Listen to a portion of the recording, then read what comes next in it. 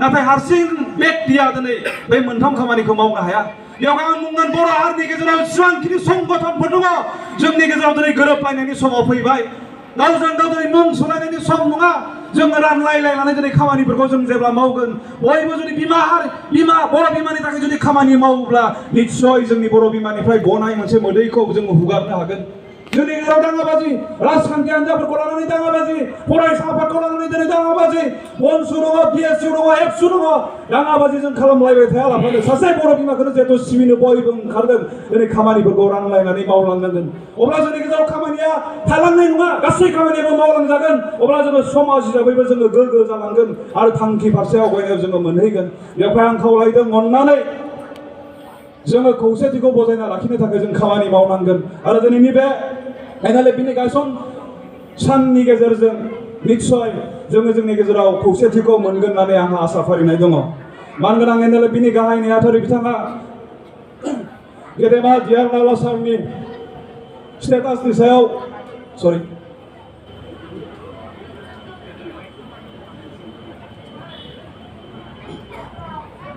बिथांनि अबस्थानि सायाव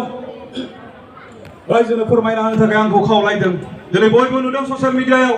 जायहा बिटिआरनि सिगनेटरिमोन एनडिएफबिनि फाउन्डार प्रेसिडेन्ट जाय समाव बर' हारिखौ बुहुमनि बिखानिफ्राय जोबलांजानो गिनानै गेदेर हारिनि नासयनायाव बर'फ्रा बुहुमनि बिखानिफ्राय जोबलांगोन नामा बेखौ बिथाङा सिन्था खालामनानै जाय समाव बिथाङा गावनि पार्सनेल लाइफखौ जुदि साननायमोनब्ला शिलंनि मोनसे कलेजनिफ्राय इउनिभार्सिटिनिफ्राय एमए खालामना फैनाय व्यक्तिया गावनि पार्सनेल लाइफखौ सानाजासे बर' हारिखौ बुहुमाव गेरेमसा महरै गायसनफिननो बिएसएफखौ दादोंमोन दिनै बेसेबांबा अबदान होबोनायनि उनाव दुखुनांथावना भाबे जोबथेसालियाव गोरोबथानि उनावबो दिनै थानो गोनां जादों बे बाथ्राखौ दिनै जों बयबो मिथियो ससियेल मिडियानि गेजेरजों नुदों माखासे बारलांनाय समफोरनि सिगां गुवाहाटी हाइकर्टआ आकबार बिथांखौ जिउ जोबजासिम जोबथेसालियाव थानांगौ होननानै मोनसे बिजिरनायखौ फोसावबावदों बेल' नङा जोंनि माखासे दैदेनगिरिफोर एनडिपिएसनि गोबां जोंनि दावहारु लोगोफोर बिथांमोनाबो दिनै जोबथेसालियाव दंगासिनो दङ गोरोबथानि उनावबो दिनै आं जि बिजिरनाय फोसावबाय बेखौ जोङो गनाया होननानै गुवाहाटी हाइकर्टआव जों एपिल हियारिंनि थाखाय नाजाबाय एनडिपि थानाय समावनो बिनि उनाव गोरोबथा जाबाय गोरोबथा जाखांनायनि उनाव आफादा जोबखांनायनि उनावबो उदालगुरि डिस्ट्रिक्ट एसएनडिपि वेलफेयार ससाइटिया गामि गामियाव बर'फोरनिफ्राय रां खांनानै अनसुंथाइ बिनानै नाब्ला सारजों लोगोसे 10 जननि केसखौ जोङो गुवाहाटी हाइकर्टआव खारथाय होदोंमोन बे हाइकर्टनि जोंनि एडभकेटनि फिसखौ जोङो रायजोनिफ्राय अनसुंथाइ लानानै जोङो दैथायहरनानै केसखौ जोङो सालायदोंमोन नाथाय जोबनायाव जों नुबाय एखे लवार कर्टआ जि जाजमेन्टखौ फोसावदोंमोन बे एखे जाजमेन्टखौनो गुवाहाटी हाइकर्टआबो फोसावफिनबाय जेब्ला बे जाजमेन्टखौ फोसावदों जों गोबां दुखु मोनदों जोंल' नङा समस्त बर' रायजो राजाफोरा दुखु मोनदों स्रि स्राय जादों मानो इसिबां अयनाय मानो जोंखौल' नुयो दिनै गुबुन हाथियार हमग्राफोरनि संगठननि दैदेनगिरिफ्रा उदां न'खराव थानाय नुनायखौ आसि थुदों गोबाङा बिसोरखौबा मानो खालामा जोंखौ मानो खालामो बिमा बाथौनि नोजोरजों जोंखौ मानो नायो गोबां दुखु मोनदों सारा बर'फ्रा बेखौ दिनै जों बारग' एनडिपिफ्रा फोरमान जादों जे बिनि केसखौ जोङो हाइकर्टआव जोङो जिबायदि आखा खालामदोंमोन जों मोनाखै नाथाय कर्टनि लाइनजों जुदि खारोब्ला जोङो सुप्रिम कर्टआव आकबार जोङो नाजानो हायो बे समजों लोगोसे जालांबाय थागोन जेब्ला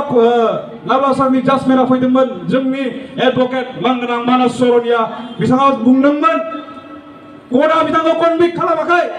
पलिटिकेलि रन्जन दैमारिखौ कनभिक्ट खालामदों होननानै बिथाङा बुंदों बिथाङा एडभकेट जोंबो बिथांजों सावरायबाय थानानै मालायमान बाथ्राखौ जों मोनदों बेबायदि स्ट्रं उइटनेस बा एभिडेन्स गैया जोंनि दैदेनगिरिफोरखौ जोबथेसालियाव दोननो नाथाय पलिटिकेलिसो बिथांमोनखौ कनभिक्ट खालामदों होननानै जोंनि एडभकेटआ बुंदों बेवहाय आं खावलायनो लुबैदों आइफोर आफाफोर राजखान्थि गाज्रियाव दिनै जोंनि दैदेनगिरिफ्राबो दङ पलिटिकेलि जुदि कनभिक्ट खालाममारदोंब्ला जोंनि दैदेनगिरिफ्रा बेयाव बाहागो लाफादों नामा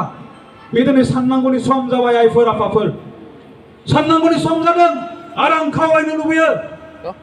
मोनसे बाथ्राखौ आं नुबाय थादों जोङो जोंनि जेब्ला सावरायनाय लेभेल जों रायजो राजाफोरजों जेब्ला सावरायजों गोबां जायगाफ्रावबो बुंबाय बर' हारिनि गेजेराव दिनै गावस्रालायनाया जोंनि गेजेराव फैदों आरो बाहेरायाव थानाय जेसेबांखिनि दैदेनगिरिफोर दङ रावबो दिनै हारिखौ ज' खालामनो हानाय अबस्थायाव गैया बर' हारिया मोनसे आसा दङमोन रन्जन दैमारिया जेब्ला गबोगोन अब्ला बिथाङा बर' हारिखौ ज' जागोन ज' खालामगोन होननानै बर' माहारिया गोसो सिंनिफ्राय फोथायनानै दङ बेखौ जों मोनथियो आरो जों फोथायो बेवहाय जों खावलायनो लुबैदों बिथाङा दिनै थैनानै थाङाखै बिथाङा जोबथा सानायावसो दङ जोंखौ जि दुखु होदों जायफोरा दिनै इनाय भाबै जोंनो बेबायदि जाजमेन्टखौ लाबोना फैदों बे दुखु होग्राफोरनि हेंथायै जोङो नाब्ला सारनि मुङाव जोङो खौसे जानांगोन हागोन ना हाया रायजोफोर हागोन ना हाया दिनै जों कुनु लिडारफोरखौ जोङो सानबाय थायालाबानो रन्जन दैमारिखौ जोङो सिगाङाव दोननानै बेखौनो जों लिडार होननानै बर' जाथिया जुदि खौसे जायोब्ला गाबोननो जों बिथांखौ जों उदां महराव जों मोनगोन बेवहाय दिनै जों थांखि लानायनि सम जों गुबुन गुबुन जायगाफोराव जों हाबगोन जों रायलायगोन जोङो रावखौबो नायगाब जुजाय खालामा जिहेतु जोङो खौसे जानायखौ लुबैदों UPPL जुदि BPF जों ज' जानो हायाब्ला एफसा जुदि बन्सजों ज' जानो हायाब्ला बर' साहित्य सभाया जुदि राइटार्स एकाडेमिजों जुदि ज' जानो हायाब्ला गासैबो दिनै नाब्ला सारखौ सिगाङाव दोननानै बर'नि माहारियारि संगठन बर'नि जेसेबांखिनि राजखान्थियारि आफादफोर दङ गासैबो खौसे जानांगौ आरो जोंनि जि मोनसे सिमां जोंनि जि मोनसे गोलाव समनिफ्राय पेन्डिं थानाय जोंनि इस्यु बेखौ दिनै मोनफुंनोबो दिनै बर' हारिया सिगांबोनांगौ आं बेखौ दिनैनि बे आंनि बिबुंथिनि गेजेरजों सारा बर' हारिखौ आं दिनै खावलायदों आरो बिनि सायाव जों खामानि मावगोन जों मोनसे बाथ्राखौ साननानै थादों दाख्लै जेब्ला कनभिक्टनि जाजमेन्टआ फोसावजाबाय बेयाव गोबां दुखु मोननानै जोङो बाइकफोर जों होदोंमोन बिनिफ्राय जोंनियाव मोनसे खर' हाबबाय जोंनियाव मोनसे आइडिया सोरजिबाय मानास सरनिया बुंनाय बे बिबुंथिखौ लानानै पलिटिकेल हिसाबै बिथांखौ कनभिक्ट खालामदों होननानै दिनै सिगनेटरिफोरा बिटिआरनि सिगनेटरिफोरा रावबो खौसे जानानै जेसेबांखिनि सिगनेटरि दङ बिथांमोना खौसे जानानै रावबो दिल्लीयाव थाङाखै आइफोर आफाफोर रावबो हम मिनिस्टार प्राइम मिनिस्टारखौनो गमाखै खौसेयै सोरबाया आलादा आलादायै थांदों नाथाय बेबायदिजों जोंनि जेंनाया जोबनाय नङा सिगनेटरिफोरा जुदि खौसे जानानै दिल्लीयाव थाङोब्ला प्रमोद लरेन्स गोविन्द धीरेन सावरायग्रा मिनेश्वर बिटिआरनि सिगनेटरिफोरा ज' जानानै जुदि थांनानै बुंहैयोब्ला जे हम मिनिस्टार गेदेमा नोंथांजों लोगोसे 2027 जानुवारियाव जोंजों लोगोसे सुक्तियाव जिरायफानाय सिगनेटरिया दिनैसिमबो जेराव दङ जाय गोरोबथाखौ नोंथांमोना पिस एकर्ड होननानै डिक्लेयार खालामबाय इन्डियानि प्राइम मिनिस्टारा क'क्राझाराव फैनानै हाजार लाख बर'फोरनि गेजेराव बुंनानै गालांबाय बे मोनसे गोजोननि गोरोबथा दिनै जों गोजोननो हायाखै जोंनि सिगनेटरि अर्थात डिसबेन्ड जाखांनायनि उनाव संगठन बायनायनि उनाव संगठननि दैदेनगिरि केडारफोरा दिनै जोबथेसालियाव थानांनायखौ जोङो सान्थि भाबै जों गनायनो हायाखै बेवहाय शान्तिनि खाथिराव जों सिगनेटरिफोरा ज' जानानै फैदों नोंथांमोना दिनै जोंनि जेलाव थानाय NDPनि दैदेनगिरिजों लोगोसे केडारफोरखौ उदां खालामनांगौ होननानै रिक्वेस्ट खालामोब्ला हयथ' बेयाव मोजां मोनसे फिथाइ थायगोन आइफोर आफाफोर नाथाय बेखौ खालामालाबानो सोरबाया गुवाहाटीनि हाइकर्टनि जाज एडभकेट जेनेरेलखौ लोगो हमदों जेराव गुवाहाटी हाइकर्टआव जाजमेन्टखौनो फोसावखांबाय